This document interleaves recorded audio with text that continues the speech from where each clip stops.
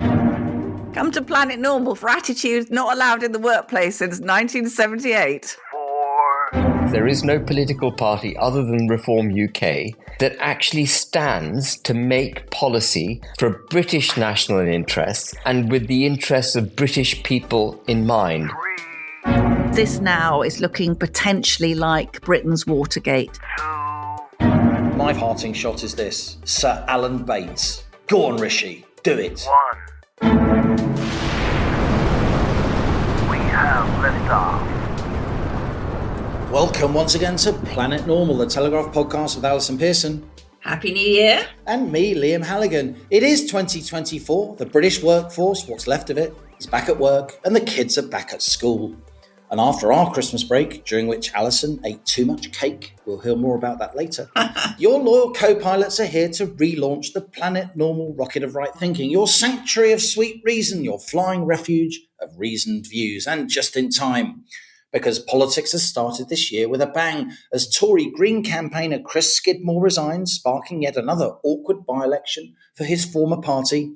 And if that wasn't enough, Rishi Sunak faces the prospect of getting his Rwanda legislation, designed to tackle the small boats crisis, through the House of Commons. This could prove tricky, to say the least. Given the divisions on his own backbenches, those Tory tribes gearing up once again for rhetorical war. And aside from all that, we need to talk about the Post Office and the Horizon scandal, which has burst into the public's consciousness as a result of that powerful television drama, well worth watching and now streaming for free on itv.com.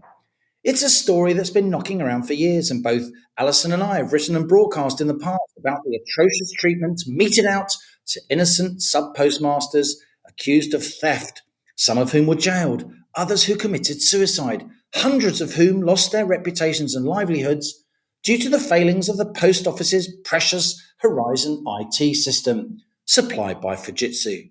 It's a massive scandal, and finally the political class as a whole is paying attention. You've written powerfully about Horizon, Allison, again in Wednesday's Telegraph, and we'll put the link in the show notes to that episode. But before we wade into that story, tell us about your New Year's resolutions. How long did they last? Dry January, damp January. There's that period, isn't there, between Boxing Day and New Year where you find yourself eating Christmas pudding, turkey and a glass of Baileys for breakfast.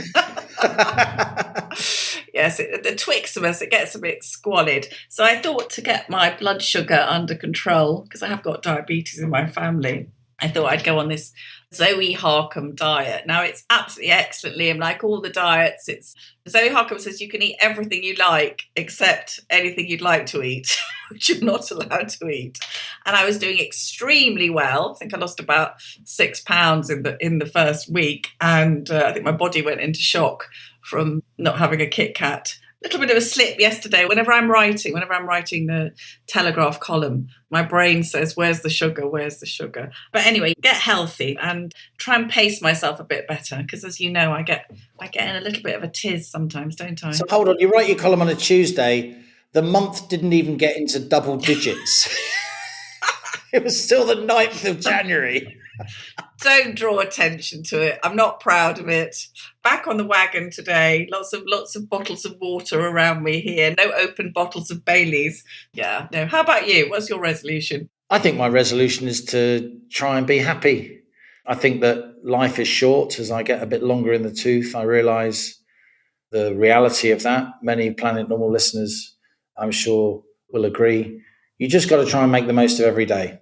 That's my New Year's resolution. Very good. And be a bit nicer to your co-pilot. No, steady on. People only tune in, as Nicholas Parsons said. Tune in, stay tuned.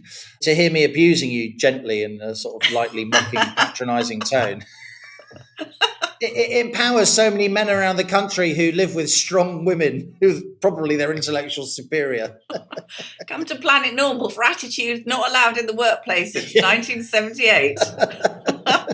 But let's crack into this, this absolutely appalling story and talk about as you say, making the most of each day, because this post office scandal, which has really started in around 2000 when Post Office employed Fujitsu to put in an IT system for accounting, which was rolled out obviously to all the post offices around the country, these little hubs of their community. And quite rapidly, some problems started showing up. And a lovely guy called Alan Bates, who had a little post office in North Wales, which he'd plunged his savings into. Lots of these people, Liam, they're not wealthy. They've just got, put a bit by, and the post office is a kind of lovely job to make a good living for their family. And Alan, who had actually worked in IT, so he was better equipped than most to realise that there was something wrong with the accounting system, which kept indicating that there were shortfalls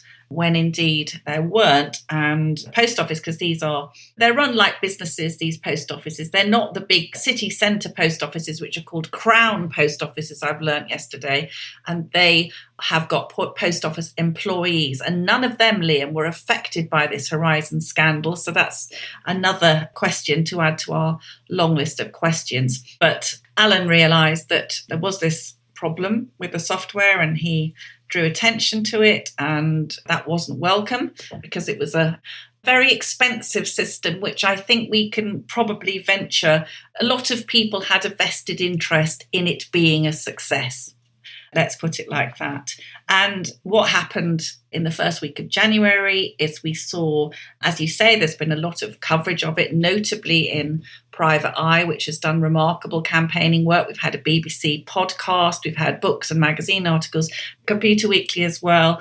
And we had this ITV drama written by Gwyneth Hughes, an absolutely expert screenwriter, called Mr. Bates versus the Post Office. And what the drama succeeded in doing was really driving home the human cost, the appalling unfolding tragedy. To me, the series, it was like an Ealing comedy written by Franz Kafka, because you had this very gentle, slightly bucolic settings of these post offices, lovely people, normal people working, planet normal citizens indeed, Liam, working behind the counter, and then blinking under the kind of cosy post office counter was this wretched Horizon system, blinking like a sort of malevolent alien that was devouring these ordinary people. Because they've got to make up these shortfalls themselves, and the shortfalls of thousands, tens of thousands of pounds, life-changing sums. Life-changing sums, and well, many things struck me. It was full of wonderful performances. Monica Dolan was playing Jo Hamilton, just a lovely postmistress from a Hampshire village who was the heart and soul of her community. The vicar at her trial, Liam, said she was more of a priest to the village than the vicar was. The old ladies and the old gentlemen trusted Jo so much that they gave her their PIN codes so she could help them with their pensions and their financial affairs. Basically, the absolute backbone of Britain, just a good person. And she was destroyed by, being told. In fact, there's a scene in the drama, which I know you've watched, where Jo is looking at the sort of deficit she's got on the screen. She's on the helpline to the post office saying, "You're the only one who's reported this. Lie number one." There are thousands, but that was lie number one. And Jo says, "Oh my God, the deficit has just doubled." You actually see it doubling. Lie number two was that Fujitsu said that only the postmaster or mistress could access the account. And that just wasn't true, but it took many years for that fact. Anyway, just hope many listeners have watched Mr. Bates versus the Post Office, or you can indeed go and find it. And why is it? Obviously, it's galvanised politicians, shamefaced politicians who've done bugger all for years, letting this process drag on. Of the hundreds of people who lost their post offices, so far only 93 cases, have been overturned. These upstanding men and women have criminal records. In fact, in one terrible scene, Jo Hamilton goes to her grandchild's primary school to help out with making some party hats. And the teacher has to tell her that she's not allowed to be alone with the children because she has a criminal record. And that's the least of it. They were, as you say, taking their lives. Many were sectioned, Liam, because of nervous breakdowns. Imagine the horror of not being believed, of knowing that you haven't got the £60,000 they say you've got. So anyway, what the immediate aftermath, a petition was calling for Paula Venables, CEO of the Post Office for 6 of the years during which this was going on, to have her CBE removed, which indeed she handed it back notionally yesterday, Tuesday, because we're recording on Wednesday. But that is just the start of it. I'm very concerned that Venables doing that will be seen as a sort of sacrificial lamb, when what I've said in the column is this now is looking potentially like Britain's Watergate. This goes from the highest offices of government via not just the post office, Fujitsu, enforcers, the legal system, which basically found 900 people guilty when there was no evidence against them. So everywhere we look, I mean, let's unpick it. You tell me now what your thoughts are, and let's just dig down into it, because it's just horrible. In some ways, it's worse than Watergate, because Watergate was one part of the political class stitching another part of the political class up. And that was shocking at the time, the full horror of political shenanigans being revealed and then the cover-up. But this is the establishment meting out punishment to little people, knowing the little people haven't got the means to fight that punishment in the courts. They can't afford to pay the lawyers, lying to little people. I mean, is there any more true embodiment of decent British people in villages and towns across our country, absolute heartlands across the whole of the UK, than local sub-postmasters and sub-postmistresses? You don't do it for the money. You do it because you really care about your community and you want to be at the heart of the community. These people earn modest sums of money while working extremely hard and taking on a lot of responsibility. They are the embodiment of the sort of small platoons that are meant to keep civilized countries together. And I wasn't shocked at the TV drama because I've followed this story for many years. It's a story that's never really quite managed to make it out of the business pages or more detailed publications, specialist publications like Computer Weekly, like Private Eye. It's never really made it into the mainstream news, television news in particular, though I've covered it a lot on GB News over the last couple of years. And that is the power of drama. And this is a reminder, Allison, of the power of conventional television. And hats off to ITV for doing this, because it won't have been seen as an obvious ratings winner. What a drama about a sort of business story between lots of litigious people. Where's the glamour? Where's the role for celebs? Where's the jeopardy? Where's the reality TV? None of those things. This is a very conventional, old school program, though brilliantly executed and brilliantly acted. And again, chapeau to ITV for doing it. And this is my concern, that it really is now turning into a story of a gilded class. You captured this in your column. We've been talking about it over the Christmas holidays between us, haven't we? A gilded class that sees itself as completely insulated from the realities of life, people that glide effortlessly between top jobs, magic circles of mutually back-scratching appointments committees and remuneration committees. And meanwhile, ordinary people out there are dished out some rum punishment. And that's what the documentary captures in a way that no newspaper column, however brilliantly written, can capture. It really rams home the human misery, families falling to pieces, people committing suicide, kids becoming anorexic, kids being bullied at school because their parents are seen locally as thieves. Absolutely terrible. And it's been known for a long time that there was a problem with this Fujitsu system. And indeed, the government, even after a landmark court ruling back in 2019 that showed that Fujitsu were culpable, even since then, Fujitsu's been awarded another 5 billion quid of government contracts. I mean, absolutely insane.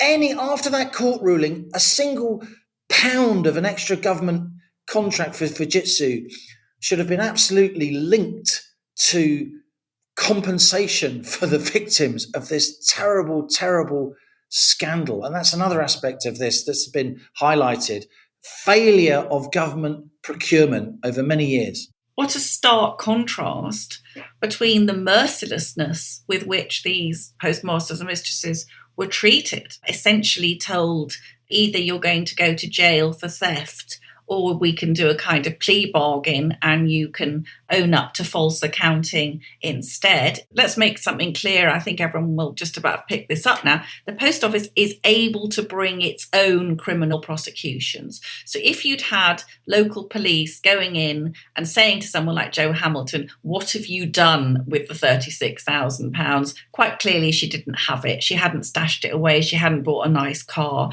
It was nonsense. It was like a phantom pregnancy, Liam. It didn't exist. But let's look at lie number 3. So what we're looking at now is all these hundreds of people were accused of false accounting. But who was doing the false accounting? Because hundreds of postmasters paid back to the post office money which they hadn't taken. And these went into these accounts in the post office, just held in these accounts. And we've had loads of emails from listeners saying, what are the auditors doing? Because essentially the post office couldn't possibly literally account for the money that they took from ordinary men and women. So I would say at the very least, we absolutely have to have criminal proceedings, starting with false accounting, taking money on false pretenses. And just to give you a little tiny insight, I mean, this story is full of novelistic detail. So today, Wednesday, in the House of Commons, Rishi Sunak has promised a law that will discharge everybody who has been found guilty, which is to be welcome, and an upfront payment, Liam, of £75,000 for the vital group of postmasters who originally brought the case against the post office, because there's been such a delay getting any compensation to them. We've also seen it, of course, with the infected blood story. £75,000 to people who have been run over by the state. Toby Jones in Mr. Bates, Alan Bates, playing Alan Bates, says, we're fighting a war against an enemy owned by the British government using the money of the British people. We are just the skint little people. So an offer today of £75,000 to the victims of this appalling, the widest miscarriage of justice in British history. And how much was Paula Venables earning when she was the CEO of the Post Office? £85,000 a week. So let's think about that. They're being offered, these guys, men and women whose lives have been ruined. The maximum they seem to be being offered is £600,000. Paula Venables was given the CBE in 2019. This is 19 years after this scandal started. Let's have lie number 4. Who thought it was a good idea to give that woman one of our most senior honours? She had earned over 6 years £3.7 million, including salary and bonuses, which absolutely unbelievably, she continued to receive bonuses as the Horizon IT scandal was depriving submasters of their jobs, their savings, their homes, their families, and their sanity. And Paula Venables was going out saying, sub-postmasters who were dealing with these terrifying arrears, that the system was absolutely accurate and reliable. And my least favourite word, Halligan, in the world, robust. There's a lot swirling around. You can probably hear it's made me very, very upset. You mentioned that Paula Venables was given a CBE in 2019. I think Alan Bates should get a CBE yes. or even a knighthood, because as is absolutely clear from stuff Computer Weekly's been reporting for years and is exemplified in the drama documentary that ITV have produced, he was absolutely pivotal. And 2019, when Paula Venables got her CBE, that same year, the Court of Appeal, there's no doubt about this, the Court of Appeal found that Fujitsu's Horizon system did contain bugs and errors that resulted in branches being wrongly flagged as suffering shortfalls which individual sub-postmasters and sub-postmistresses then had to make up from their own savings and the savings of their friends and relatives. Absolutely crazy. The following year, 2020, then Prime Minister Boris Johnson launched a public inquiry that's ongoing. It's now 2024, and there's still this madness outstanding, which just goes to show you the unmatched ability of the British state and the broader establishment to drag things out unless the media are constantly kicking them up the backside to not drag things out. Something that listeners have drawn my attention to today is that in the last few years, with this public inquiry going on, the Post Office, far from being repentant, has constantly, at the last minute, produced new tranches of documents to delay proceedings. And they have done that 3 times in the last 2 years. So that's what they're doing. And do you know what, this is why I was going to say earlier, really, that it's not just that obviously the drama was incredibly moving and devastating and so on. It's that this has tapped in, I think, to this, as you identified earlier, this deeper feeling that something's going very wrong. The ordinary person is not being heard. Just let's think about the fact that the Minister for Postal Affairs during some of that period was the now Sir Ed Davey, leader of the Liberal Democrats, and Alan Bates, who had founded Justice for Sub-Postmasters Alliance, and because they were all told, you're on your own, you're the only one complaining, and Alan was able to find about 500 of them to whom this dreadful thing had happened, so they formed a kind of caucus to campaign. And Alan wrote to Ed Davey when he was in government, saying, please, can we have a meeting? This terrible thing is going on your patch.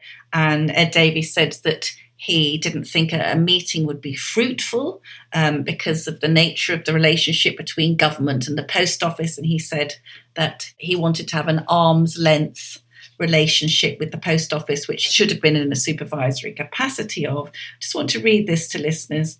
Alan Bates replied, it is precisely because you have adopted an arm's length relationship that you have enabled the post office to carry on with impunity, regardless of the human misery and suffering that they inflict. And he urged Ed Davey not to simply listen to civil servants, nor to act without questioning the post office's claims. And over the last few days, listeners will have seen that Ed Davey is now claiming that the post office was, quotes, lying on an industrial scale to me. Well, that's not really an excuse, but if they were lying on an industrial scale to him, what are the names of the people who were lying to him? And this really is the kicker, Liam, because Ed Davey, when he left government, was hired as a political consultant by the top law firm Herbert Smith Freehills, which was acting for, guess who, co-pilot? The Post Office. The Post Office. And that's state money, Alison. That 275 grand is state money. He was paid £833 per hour,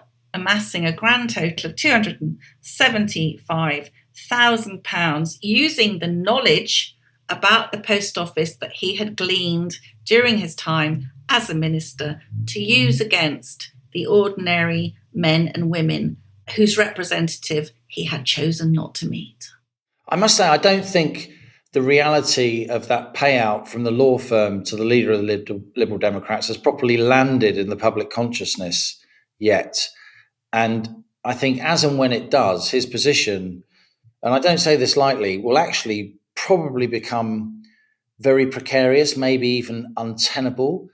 The bloke was the minister in charge of the Post Office at this time of high drama, at a time when a lot of the press, not just, with all respect, more specialist publications, but mainstream newspapers like the Telegraph were reporting what was going on.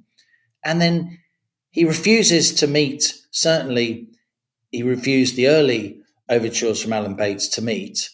And then he goes and gets loads of money from a law firm acting for the Post Office, paid for by the taxpayer. I wonder how you could do that in all good conscience. It's just absolutely galling. And the Lib Dems are meant to be the nice party.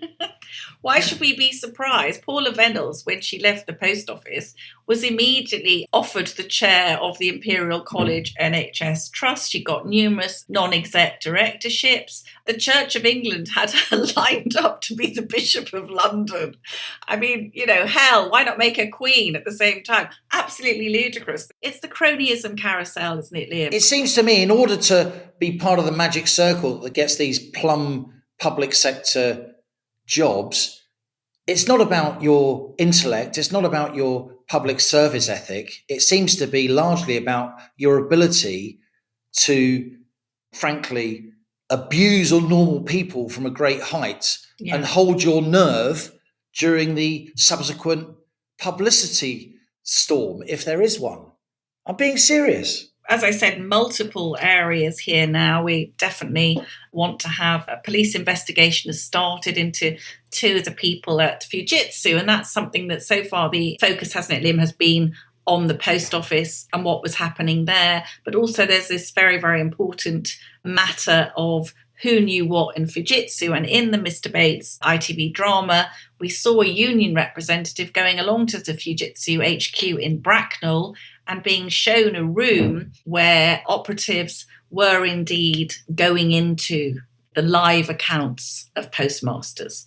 And Fujitsu denied that this guy had ever visited their building, but fortunately he had an email trail proving it was true. So we are seeing lying on a truly extraordinary scale, including in court. And one of the things that caught my eye, I think, is that several people have said, surely it's common sense, that suddenly there's a huge spike in fraud activity in post offices. Why would that be happening? Oh, look, it coincides with the implementation of a new IT system. Surely to God, common sense would have told the post office, Paula Venables, all the Adam Crozier, all those different people. Surely a child, Liam, a bright 10-year-old could have seen that there must be something wrong with the system. But what I'm going to suggest to you is that there was too much riding on the Horizon system. It was vastly expensive.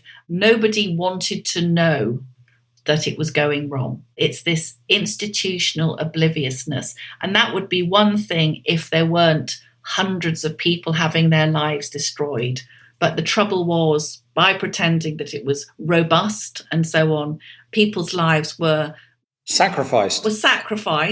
And, that Alan Bates described them as, we are just the skint little people. So I'm wondering also, the other aspect we need to look at now is the judiciary.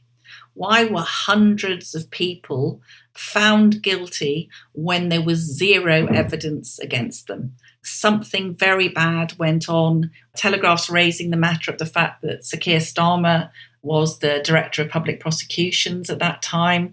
It's not entirely clear how many of these cases the CPS had sway over, but something that's occurred to me in the last few days is that the Post Office, using British taxpayers' money, was paying the most expensive lawyers to prosecute people who had had all their savings taken away from them. So they did not have a sort of Rolls-Royce defence. They were sacrificial lambs. We're looking at these number of smoking guns now, aren't we? Not just compensation, not just getting the victims acquitted. Alan Bates pointed out a couple of days ago that 70 of his friends in the movement for justice for postmasters have already died.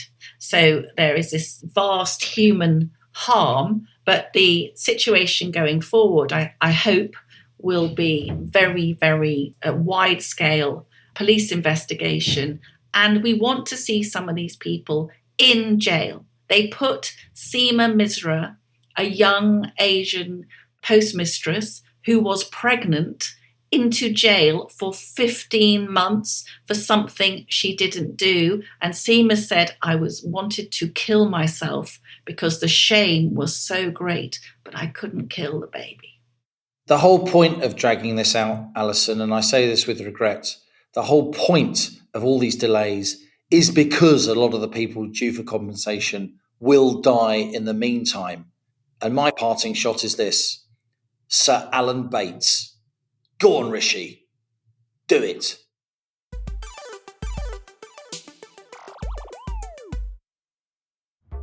Palestinians in Gaza are living through a bombardment that they've never experienced before.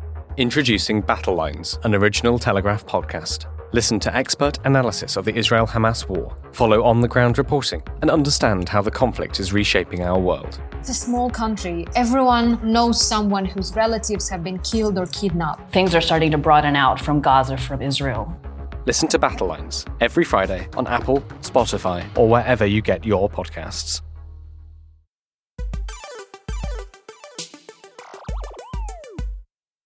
With a general election to look forward to later this year, there is widespread disillusion with the main political parties. True, recent by-elections have seen Labour winning safe Conservative seats, but crucially, there has been little or no increase in the Labour vote. Tory voters have simply sat on their hands and refused to support our so-called Conservative government. Disillusioned Tories have increasingly been finding a congenial home in the Reform Party, led by Richard Tice and presided over by Nigel Farage. Co-pilot, I've been very struck recently by Reform's passionately articulate co-deputy leader, Ben Habib. Following a career in finance, Ben started his own property fund management company in 2000. Until 2019, he was a Conservative Party donor, but bitterly disappointed by the terms agreed with the EU. Ben stood as a candidate for the Brexit Party in the European Union Parliament election, becoming an MEP. He has been consistently outspoken on Brexit betrayals, particularly the Northern Ireland Protocol and the Windsor Framework. Benjamin Habib was born in 1965 in Pakistan to a Pakistani father and a British mother. Family moved to the UK in 1979. Ben was educated at Rugby, where he ended up head of school, going on to read natural sciences at Cambridge. In March last year, Ben announced that he had joined Reform UK, formerly the Brexit Party. It's just been announced that Ben Habib will be standing in the forthcoming by-election in Wellingborough. So I began by asking Ben, why should the people of Wellingborough vote for Reform? And as absurd as this sounds, there is no political party other than Reform UK that actually stands to make policy for British national interests and with the interests of British people in mind. When you look at the Labour Party and the Conservative Party over the last 25 years, they've increasingly separated themselves away from the people, from democratic processes, progressively imbued power in supranational institutions and so-called domestic independent, for which I read unaccountable entities. And that has dumbed down the connection between those who govern us and the people of this country and their interest. Those who govern us seem to be pursuing some kind of global settlement, which they see as the betterment of the globe, but they weren't elected to run the globe. They were elected to run the United Kingdom. And the more they seek to run the globe, the less decisions and policies they make in our interests, the more they hollow out the United Kingdom to the point where, correctly, in my view, Suella Braverman, a couple of months ago, described the United Kingdom being on the precipice of an existential threat. And we are. And we're not the only Western democracy facing this threat. It seems to have infected most of Western Europe and the United States. And so if we wish for the United Kingdom to secure its position in the world, to secure its territories, its borders, to make policies which promote British economic interests, British culture, British values, the English language, all of which, by the way, are interrelated. The culture wars, immigration, the economy, they all have a bearing on each other. If you wish for that agenda, there is only one party for which to vote, and that is Reform UK, because the Conservative Party and Labour Party won't give you that. They're stuck in this kind of globalist mindset, which is inherently anti-democratic and anti the interests of the United Kingdom. Your Reform Party has hovered around 10%. What would you say to people who would accuse you of just helping Labour to win a landslide victory? How is that going to advance the cause of the right? And so what I say to people who say, you vote Reform UK and all you do is put Labour into office. Well, if you vote Conservative, all you do is get Labour policies. Where at the end of 13 years, coming up to 14 years of Conservative Party governance, and we have debt at a record high, we have taxes at a record high, we have GDP flatlining, massive government spending. The state is in competition with the private sector for access to capital because so indebted and hungry is it for cash. It's turned its back on all those cultural aspects that I touched on earlier. It's allowing the English language to be hijacked by minorities to the detriment of the majority. It has embedded diversity, equality, and inclusion to the detriment of the majority of the people in this country. It has promoted immigration as a cheap, quick fix to the labour market problems, embedding again the destruction of the domestic labour market, making it ever increasingly difficult for British citizens to get well-paid jobs that meet their costs and allow them to live a secure and happy life. And so what I say to people who say, you vote Reform UK, you get Labour, you vote Tory, you get Labour, you vote Labour, you get Labour. Both of them are deeply destructive to the country. We've got to get off this narrative that we know we're bad, but if you vote Labour, you're going to get something even worse. Get off that narrative. We've had 13 years of Conservative government policy, 13 years of failure. Failure must not be rewarded with incumbency. They have to be turfed out. In 2019, Nigel Farage famously stood down the Brexit Party from contesting any of the 317 seats that Conservatives had won previously. Do you think there's any chance now that Richard Tice, the Reform Party, would come to a similar deal with the Tories in the general election, which is likely to be this autumn? Well, if a deal is done between Reform UK and the Conservative Party, it'll be in breach of every representation and promise made by Richard Tice to me and others who joined him on the principle that we will not stand down. It'll be the surest way to precipitate a number of resignations from the senior-most people in Reform UK. We are committed to giving the voters a genuine choice. Not to act as a weather vane for the Conservative Party, not to act as a mechanism to get them to rediscover their Conservative roots, but as a genuine electoral alternative. And I think we would be doing the people of this country a great disservice if we did any sort of deal with the Conservative Party. So Professor John Curtis, the great pollster, reckons that with Nigel Farage playing a more active leadership role in the party, Reform has been hovering, I don't need to tell you, around sort of 10%, but could go up to over 14%, even higher, a sort of nightmare scenario for the Conservatives. Ben, would you like to see Nigel commit to that role? And what do you think the odds are at the moment that he will do so? I think to be a genuine electoral option, it has to be more than about one man. It has to be about the idea, the policies, the team. We've gone from polling, before I joined the party 3 years ago, polling at around 2% to 5% 3 months ago, and now we're polling 10%.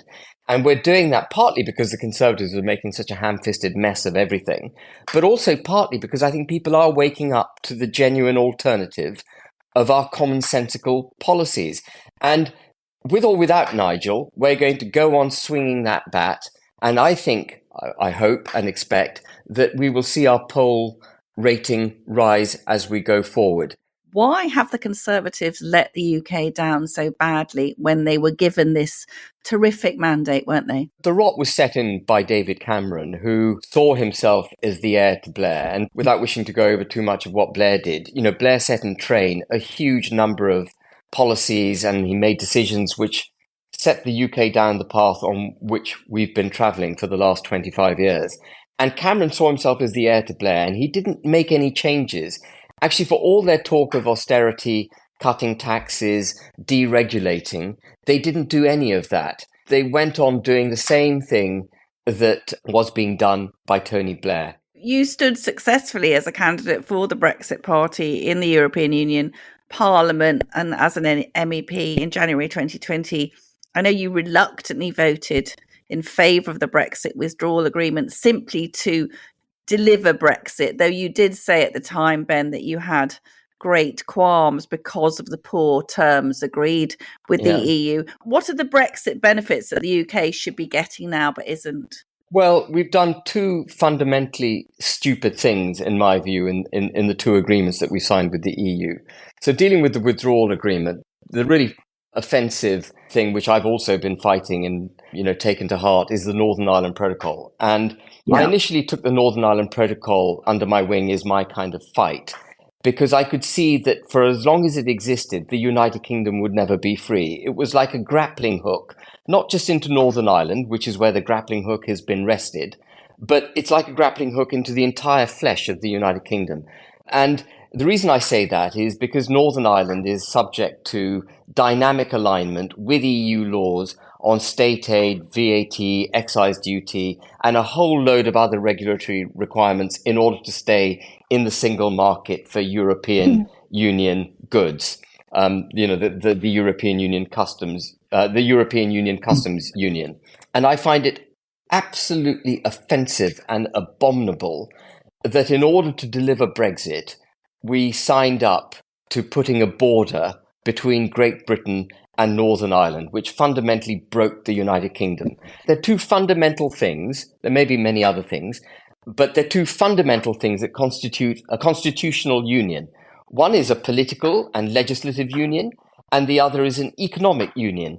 And what the border did was to break the legal union with Great Britain and to break the economic union with Great Britain, so that over time, Northern Ireland would end up being pulled into the Republic of Ireland. Ireland would be united, and as Barnier many times said, the price of Brexit would be Northern Ireland. For us to get a proper Brexit, we would have to fight the Northern Ireland Protocol. We have committed to non-regression with the EU on matters of state aid, competition, employment, and the environment, which, by the way, also includes the inexorable march towards net zero in 2050. Theresa May put that on our domestic statute books, but Boris Johnson committed us to it under international treaty with the EU. Is the British political class addicted to mass immigration? And what would the Reform Party do about it? It is. So I started this interview by explaining how, in my view, Labour Party and Conservative Party believe in kind of some sort of global settlement for governance rather than putting the national interest first. And of course, if you're more into a global settlement, you're not that interested in the nation state, and immigration becomes just another mechanism by which you can deal with your form of governance. They don't see immigration as a threat to the social fabric of the United Kingdom. They don't see multiculturalism practiced in silos as it is in France and the United Kingdom and many other European countries as a threat to social cohesion. They don't care. They're not looking at it. And so they've used immigration as an easy, sticky plaster to deal with a broken labour force that's come about by high taxation, disincentive to work, this progressive socialism that I was talking about. And they've got into a downward spiral of, well, the British workforce isn't dealing with what we need it to deal with because it's overtaxed. And they fixed the problem with, as you've identified, skyrocketing immigration. And they don't really care that it's damaging the social fabric because they don't really care about the social fabric of the country. But moreover, it's also undermining the British worker because the skills-based point system that we were promised wasn't skills-based in the end. They were taking in basically unskilled workers. You know, the minimum wage to get a work visa was set at £26,000 per annum, which is 25% below the median wage in the UK. So not only are British workers being overtaxed and disincentivized to work, but actually they're being undercut by this immigration. You are an immigrant yourself. You were born in Pakistan in 1965. Your family came to the UK in 1979, where you attended rugby school, eventually going on to Cambridge University. You were 14, I think, when you arrived here. A decade before you, Salman Rushdie came from India to rugby and experienced racism, which he said he later didn't have at Cambridge, but did experience it at rugby. Was that your experience? Do you believe that there's any truth in our country being institutionally racist? The institution of rugby was absolutely not racist. I went from being unable to speak English properly, to being head of school when I left. And they promoted me all the way through the school to the highest position. And they wouldn't have done that, if they had been racist. I was in the sort of Midlands at school in the late 70s. And let's face it, there was some racism. Yeah, and you were half Pakistani, weren't you? The P word was bandied around by the boys on occasion and not by the establishment. And I will tell you, absolutely hand on heart, Alison, that the boys were not racist. They may have called me Paki. They were not racist. Can we move on to something that we've become increasingly concerned about on Planet Normal, which is the UK's net zero by 2050 target? I know that you share our concerns, Ben. What's the Reform Party policy on net zero? So we should all believe in the conservation of our planet, getting rid of plastics, reuse, recycle, reduce, be modest in how we live. And by the way, I think our generation outside, I think we're much, much more conservative in the way that we use stuff because we were brought up in a recessionary environment, effectively. The millennials haven't got a flipping clue. They've lived the consumer age. It's buy, dispose of it. The carbon emissions created by that lot are much worse than anything that we created in our modest childhoods. But whether or not you believe in man-made climate change, the drive to net zero by 2050, as it's being practiced, is economic suicide. By the Treasury's own estimates, so this is Philip Hammond back in 2019, it would cost the United Kingdom 1.4 trillion.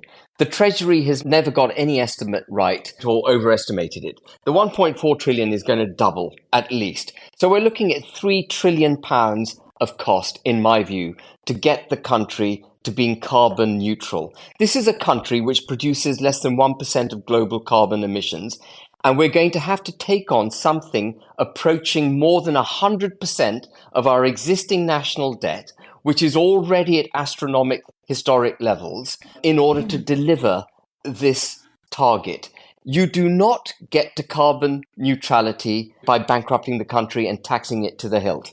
We need a measured approach to conservation. We have to ditch net zero.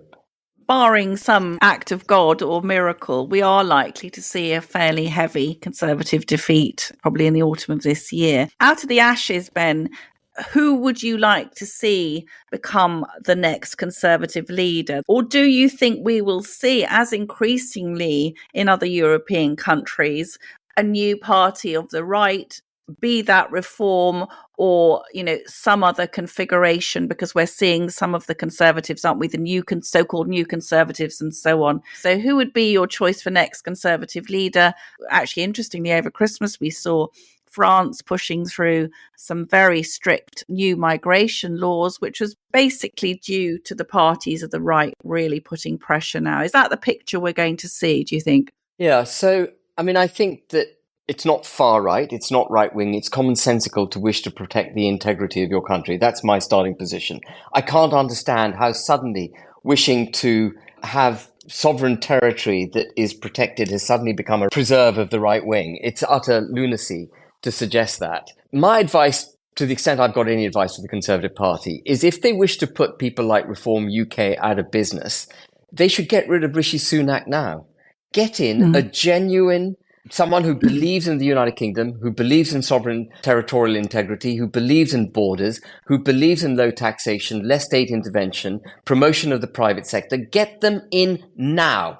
Don't waste any more time. They nearly did it with Liz Truss. Her agenda was the right agenda. I don't care what people say. She was defenestrated by the Bank of England. They did not like her agenda. They targeted her and got rid of her. When she was made Prime Minister, I thought, right, that's me done with politics. Her policies are absolutely right. Rishi Sunak is all about more of the same, more of the same.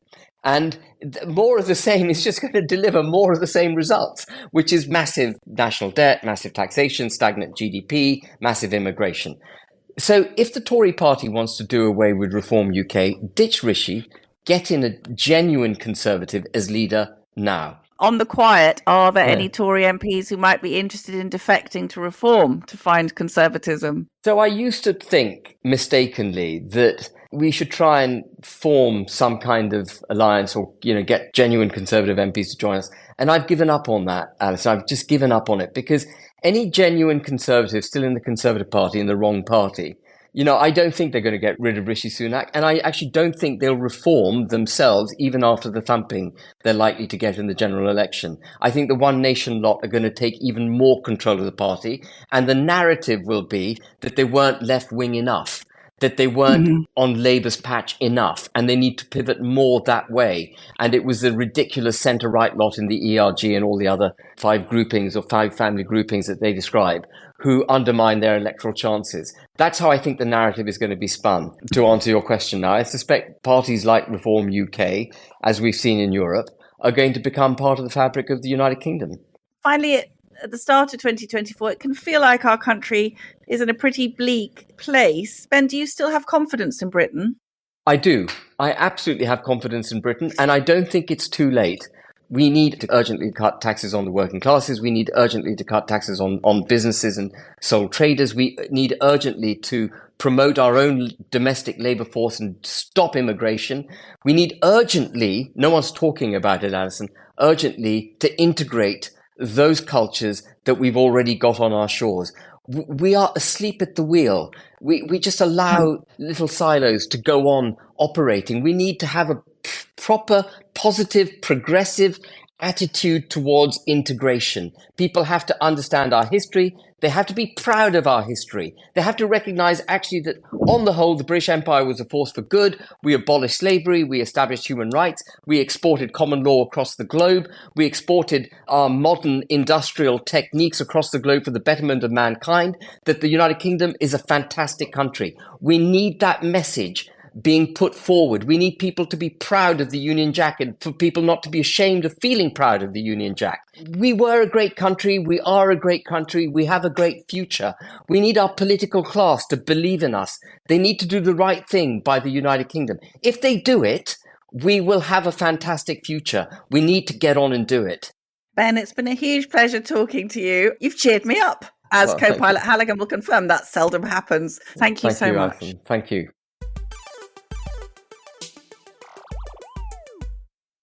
Now on to our listener emails. Your messages sent to planetnormal@telegraph.co.uk. Please keep them coming, citizens of Planet Normal. Obviously, we've got lots about the post office scandal. From Ace National, we have a good friend who suffered this injustice, was made bankrupt having lost his businesses, lost contact with family as they thought he was a criminal.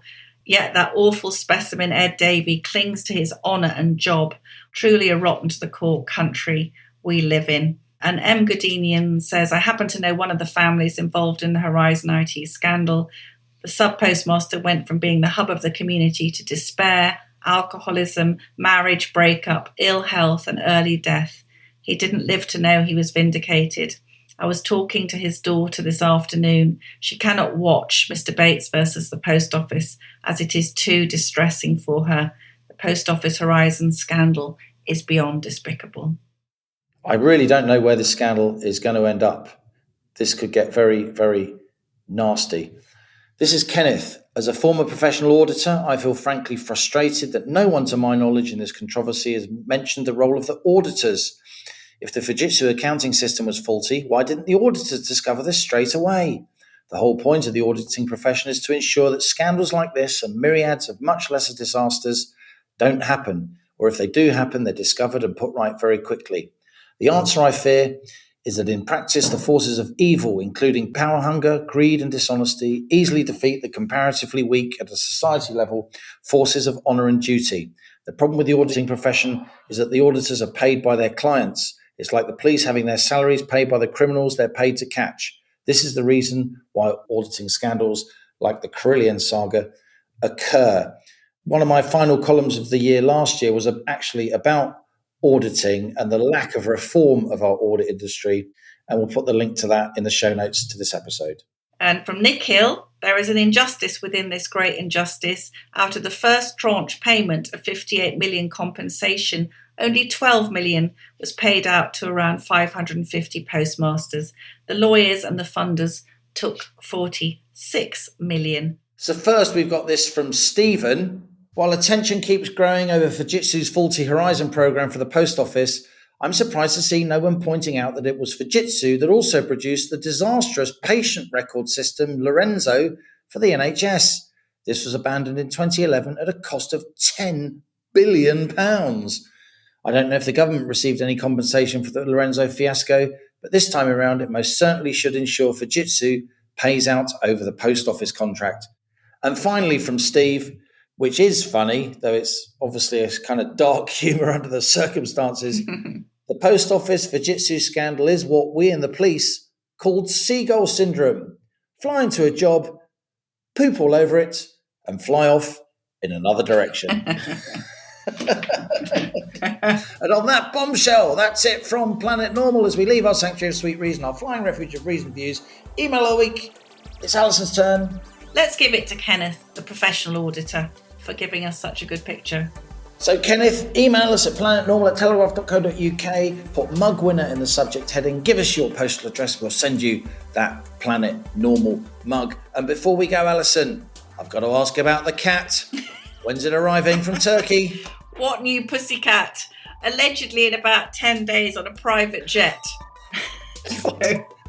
How much is this cat going to cost you? Yeah, well, we'll get a Fujitsu auditor in just to hide the cost from himself, basically. So as we speed away from our beloved Planet Normal and the madness of planet Earth comes back into view, thanks as ever to our producers Isabel Bouchard, Cass Ho and Louisa Wells, we go into 2024 in fine fettle here on Planet Normal. Stay safe and in touch with us and with each other. Until next week, it's goodbye from me. And it's goodbye from him.